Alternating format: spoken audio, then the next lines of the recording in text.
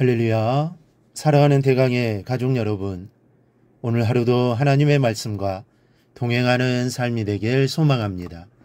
오늘 함께 나눌 하나님의 말씀은 로마서 15장 10절에서 12절 말씀입니다. 또 이르되 열방들아 주의 백성과 함께 즐거워하라 하였으며 또 모든 열방들아 주를 찬양하며 모든 백성들아 그를 찬송하라 하였으며 또 이사야가 이르되 이새의 뿔이 곧 열방을 다스리기 위하여 일어나시는 이가 있으리니 열방이 그에게 소망을 두리라 하였느니라. 아멘. 우리가 하나님을 부를 때 나의 하나님이라고 특별히 개인적인 관계를 강조할 때가 있습니다.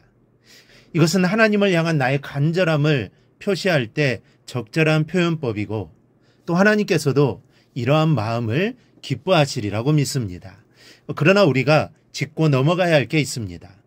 하나님이 나만의 하나님이라고 생각한다면 이것은 좀 곤란하다라는 것입니다.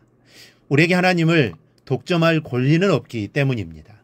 하나님은 나의 하나님이시기도 하지만 또한 너의 하나님도 되십니다. 때문에 이것을 잘못 생각하면 대단히 독선적인 신앙이 되어버립니다. 하나님께서는 나만을 사랑하시고 나에게만 말씀하시며 하나님 앞에서는 내가 가장 옳게 신앙생활한다는 교만과 오류에 빠지기 쉽게 되는 것입니다. 또한 믿는 사람들이 안 믿는 사람들 앞에 묘한 우월감을 가지고 있는 경우도 적지 않습니다. 그래서 이 불신자들을 무시할 때도 있습니다. 우리는 하나님의 선택을 받은 백성이고 너희는 멸망받을 마귀의 자식이라고 생각하기도 합니다. 하나님을 믿는 자의 하나님이 확실합니다. 그러나 안 믿는 사람들의 하나님이시기도 합니다. 왜냐하면 그들 중에는 언젠가 예수를 믿고 영접함으로 한순간에 하나님의 백성이 될 사람들이 허다하기 때문입니다.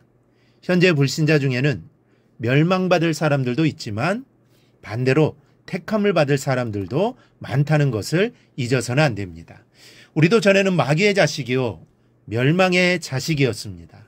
다만 하나님의 은혜를 먼저 받았기에 지금 큰 은혜와 사랑을 아는 것뿐입니다. 수많은 민족들 중에 하나님의 선택을 받은 민족이 유대인입니다. 하나님께 특별한 선택을 받았다고 이 간단하게 선민이라고 부릅니다. 그런데 이 선민 의식이 문제입니다. 하나님께 선택을 받았다고 선택을 받지 못한 민족들과는 상종도 하지 않고 이방인이라고 부르며 얼마나 무시를 하는지 모릅니다.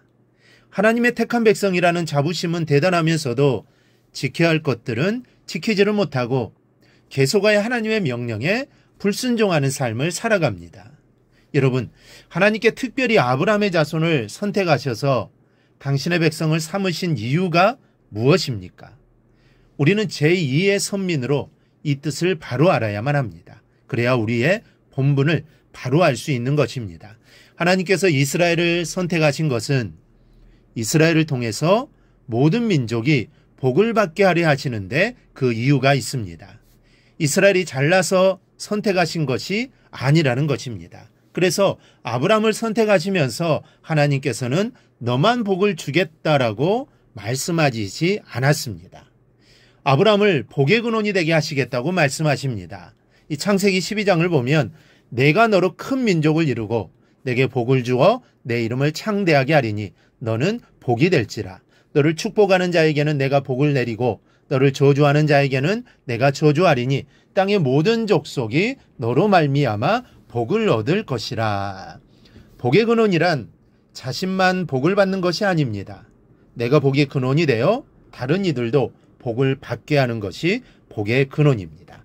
그러니까 하나님께서 아브라함을 선택하신 것은 아브라함을 통해서 열방이 복된 삶을 살게 되기를 원하신 것입니다. 그래서 3절에서 이런 하나님의 뜻이 명확하게 기록되어 있습니다. 땅의 모든 족속이 너로 말미암아 복을 얻을 것이라. 나만 복을 받고 다른 족속은 다 망한다는 것이 아니라 선택된 나를 통하여 땅의 모든 족속이 복을 얻는 것이 하나님의 뜻입니다. 오늘 본문은 아브라함의 자손을 선택하셔서 이루지 못한 것을 예수 그리스도를 통하여 이루시는 것을 설명하고 있습니다. 이스라엘이 선민의 역할을 다하지 못한 것을 예수께서 이루셔서 땅의 모든 열방들이 하나님의 은혜의 세계로 들어가는 것을 말씀하고 있습니다. 12절입니다. 또 이사야가 이르되 이새의 뿌리 곧 열방을 다스리기 위하여 일어나시는 이가 있으리니 열방이 그에게 소망을 두리라 하였느니라. 열방은 택한 백성 이스라엘이 아닌 이방 민족을 말합니다. 그러니까 세계 모든 이방 민족을 위하여 소망을 주시려고 예수님께서 오셨다는 설명입니다. 그래서 우리도 구원을 알게 되었고 하나님의 자녀가 된 것입니다. 그런데 우리 마음에 나의 하나님만이라는 잘못된 선민의식이 있다면 우리도 이스라엘과 다를 바가 없습니다. 그러니 하나님의 선택을 받은 우리의 마음가짐을 바로해야 합니다. 우리는 아직도 하나님을 알지 못하는 사람들을 위하여 복의 근원으로 선택된 것입니다. 그렇다면 오늘 우리가 무엇을 위하여 살아야 합니까? 우리에게 주신 주변의 모든 사람들로 하나님의 복을 누리도록 복음을 전하는 삶을 살아야 합니다. 특별히 나의 가정과 내가 속해 있는 직장이나 사업장에서 복음을 전하는 자로 살아야 합니다. 우리 가족 중에 나만 믿는다면, 아니 믿지 않는 가족이 있다면 그 사람을 구원하기 위해 하나님이 나를 먼저 택해 주신 것입니다. 나를 먼저 믿게 하고 나로 인해 그를 구원하기를 하나님이 원하고 계시는 것입니다. 직장이나 사업장도 동일합니다. 내가 있는 그곳에 예수 믿는 사람이 나만 있다면, 아니 다른 사람이 또 있더라도 나를 그곳에 보내신 분은 하나님이시고 나를 통해 내가 있는 그곳을 구원케 하시기를 원하고 계신다는 사실입니다. 우리는 이 사실을 잊어버려서는 안 됩니다. 잊고 살아가서는 안 됩니다. 늘 기억하고 마음에 새기고 살아가야 합니다. 그리하여 나를 통해 내 가정과 직장과 사업장을 복음으로 세워나가는 성도들이 꼭 되시기를 바랍니다. 그리하여 내 가정과 내가 있는 그곳을 하나님의 나라로 만들어가는 성도님들이 다 되시기를 주님의 이름으로 축원합니다. 오늘 묵상한 말씀을 굳게 잡고 삶으로 실천하며 살아내는 대강의 모든 성도들이 되기를 축복합니다.